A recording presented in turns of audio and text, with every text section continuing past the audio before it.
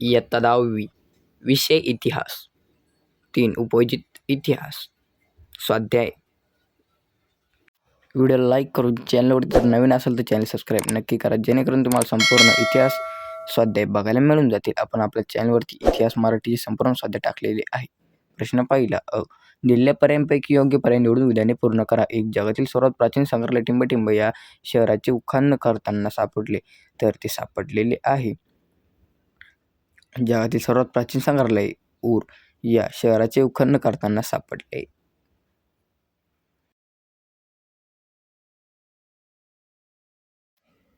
2. भारताचे राष्ट्रीय अभिलेखागार टिंबटिंब येथे आहे.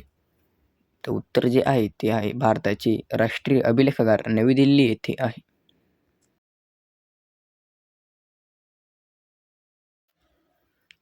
पुढीलपैकी चुकीची जोडी ओळखून लिहा. 1. कुटियम केरळमधील संस्कृती नाट्य परंपरा. 2. रसम पश्चिम बंगालमधील नृत्य. 3. रामलीला उत्तर भारतीय सादरीकरण. 4. कालबेली राजस्थानी लोकसंगीत आणि लोकनृत्य. तर याची चुकीची जोडी आहे ती 2. रमण पश्चिम बंगालमधील नृत्य ही चुकीची जोडी आहे.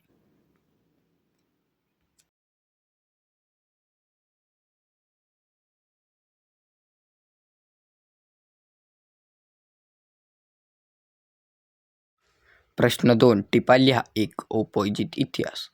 तर उपयोजित इतिहासचं उत्तर आहे 1. एखादा विषय इतर क्षेत्रांमध्ये लागू करणे व त्यातून निघणारे निष्क्रिय प्राप्त करणे म्हणजे उपयोजन होय. 2. इतिहासाची उद्दिष्टे इतर विषयांना लागू करून नवीन निष्क्रिय काढणे यालाच इतिहासाचे उपयोजन असे म्हणतात.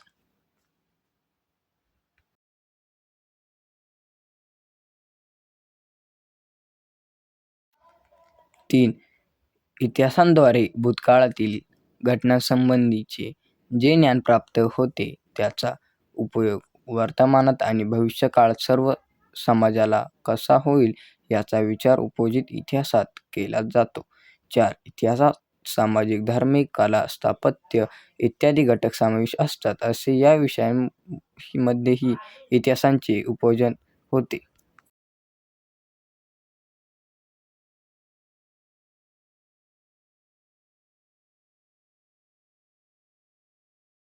2. अभिलेखागार. उत्तर 1. ऐतिहासिक दस्तऐवज ज्या ठिकाणी जतन करून ठेवले असतात त्या ठिकाणास अभिलेखागार असे म्हणतात. 2. अभिलेखागारामध्ये महत्त्वाची जुनी कागदपत्रे, दप्तरे, जुने चित्रपट, जागतिकीकरणाचे ऐवज इत्यादी जतन करून ठेवले जाते. 3. अभिलेखागारामुळे मूळ कागदपत्रांचे संदर्भ मिळतात. तत्कालीन ऐतिहासिक घटनांचा अभ्यास करता येतो. तत्कालीन भाषा, लिपी यांचा शोध घेता येतो. कालगणना करता येते. ऐतिहासिक वारसा पुढील पिढ्यांना हस्तांतरित करता येतो. 4. भारताचे दिल्ली येथील राष्ट्रीय अभिलेखागार हे आशिया खंडातील सर्वात मोठे अभिलेखागार आहे. भारतातील प्रत्येक राज्याचे स्वतःचे स्वतंत्र अभिलेखागारही आहे.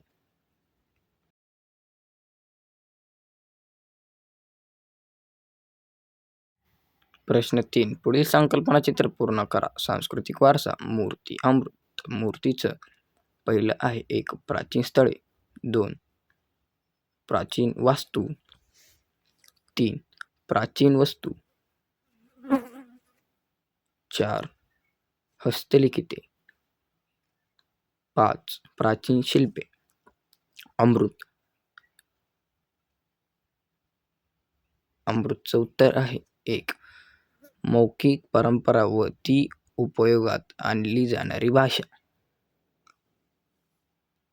2. पारंपरिक ज्ञान. 3. सणासमारंभाच्या सामाजिक पद्धती. 4. कला सादर करण्याच्या पद्धती. 5. पारंपरिक कौशल्ये.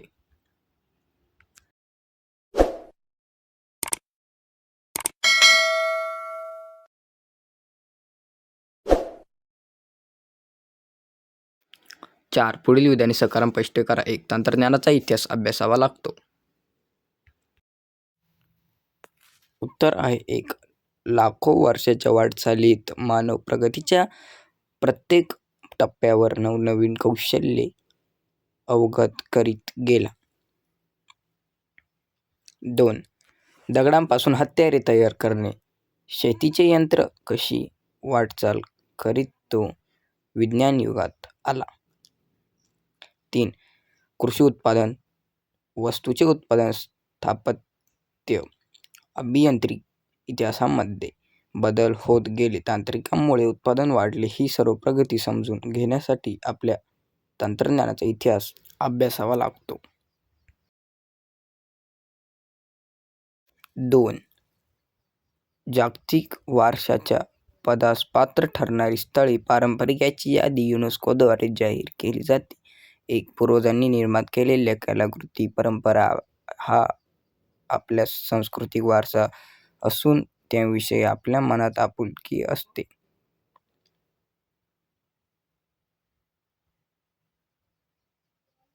2.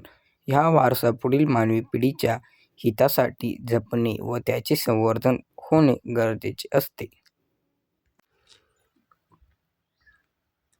3. काळाच्या ओघात या ठेवा नामशेष होऊ नये याची त्याचे जतन कसे करावे याच्या दिशादर्शक तत्त्वाच्या आधाराने जागतिक वारशाच्या पदास पात्र ठरणारी स्थळे व पारंपरिक याची यादी युनेस्को या जागतिक संघटनेकडून जाहीर केली जाते.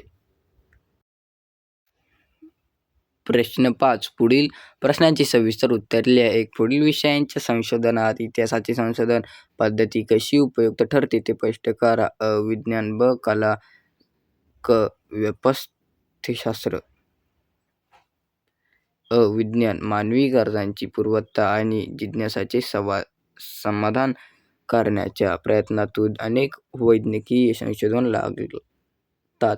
त्याआधी अस्तित्वात असलेल्या वैज्ञानिक ज्ञानाचा उपयोग केला जातो. या शोधांमागील कारणे, परंपरा, कालक्रम आणि सिद्धांत यांचा अभ्यास केला जातो. विज्ञानाच्या इतिहासाचे ज्ञान प्रत्येक शोधाच्या वेळी उपयुक्त ठरते.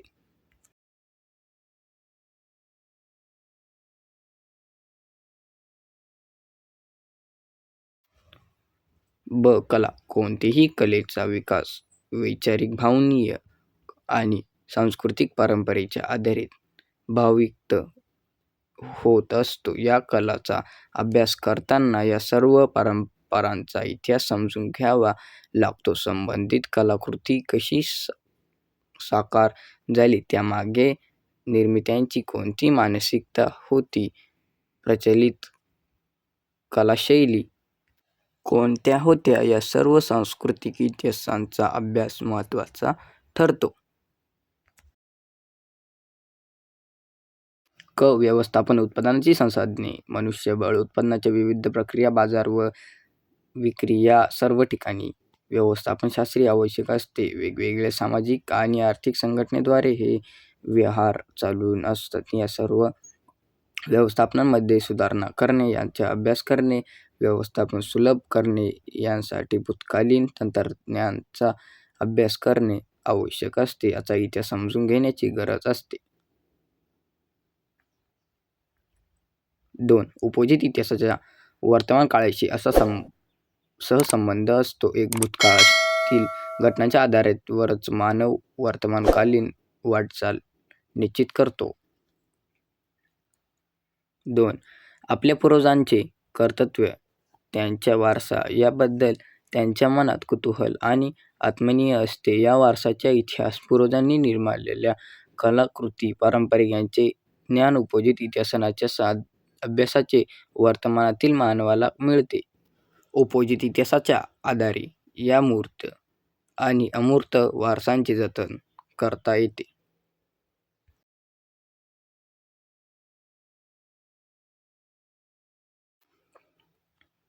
3. उपयोजित इतिहासाद्वारे वर्तमानातील सामाजिक आव्हानांवर उपाययोजना करणे शक्य होते. वर्तमानातील समस्यांची सोडवणूक करता येते. सामाजिक व्युत्पत्तीचे निर्णय घेणे आवश्यक होते.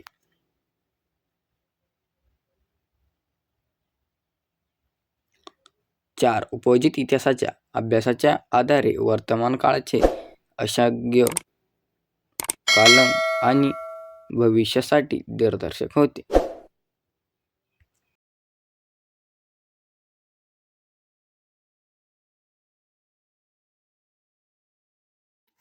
3. इतिहासाच्या साधनांचे जतन व्हावे यासाठी किमान 10 उपाय सुचवा.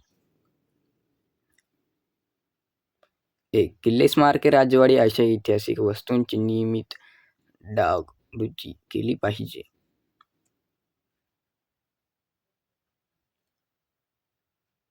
2. वस्तूंची नासधूस करणे, त्यावर नावे लिहिणे या कोरणे हे टाळण्याबाबत उपाय योजावेत.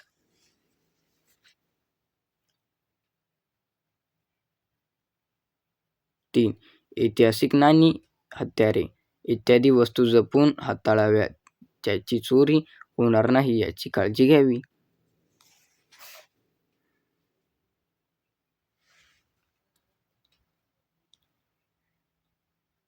4. ओव्या, लोकगीते आदी मौखिक साधनांचे संकलन करू नये, ते लिखाण स्वरूपात आणावेत.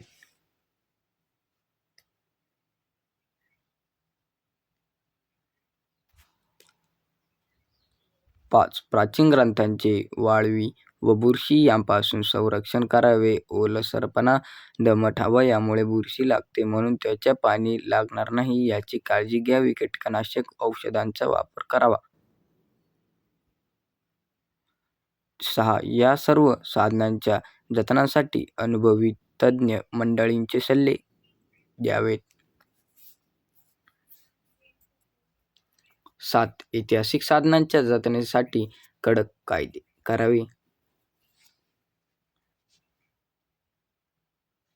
8. या साधनांचे महत्त्व समाजाला पटवून देण्यासाठी विविध उपक्रम हाती घेऊन समाजाचे प्रबोधन करावे. तर मी तुम्हाला 8 लिहून दिलेले उपाय हे आहे. तुम्ही 2 उपाय तुमच्या मनाने लिहून घ्यायचे आहे.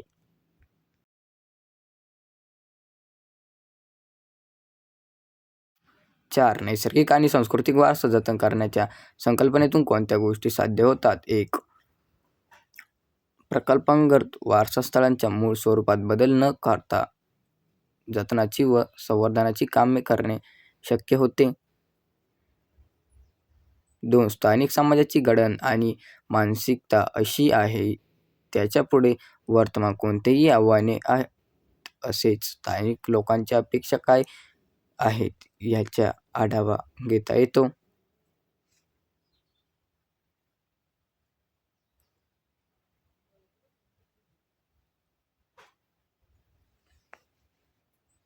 3. सांस्कृतिक वारसास्थळे जतन आणि संवर्धन करीत असताना स्थानिक लोकांच्या भावना दुखावल्या जाऊ नये यासाठी उपाययोजनेचे नियोजन करून स्थानिक लोकांना त्यात सहभागी करून घेता येते. 4. स्थानिक लोकांच्या परंपरागत कौशल्य प्रोत्साहन देऊन शकतील अशा उद्योग व्यापारांना चालना मिळावी यासाठी उपयोग योजने करणे शक्य होते. व्हिडिओ आवडली असेल तर व्हिडिओला लाईक करून, चॅनलवरती नवीन असेल तर चॅनलला सबस्क्राईब नक्की करा, जेणेकरून तुम्हाला संपूर्ण पुढील इतिहासाचे स्वाध्याय बघायला मिळून जातील.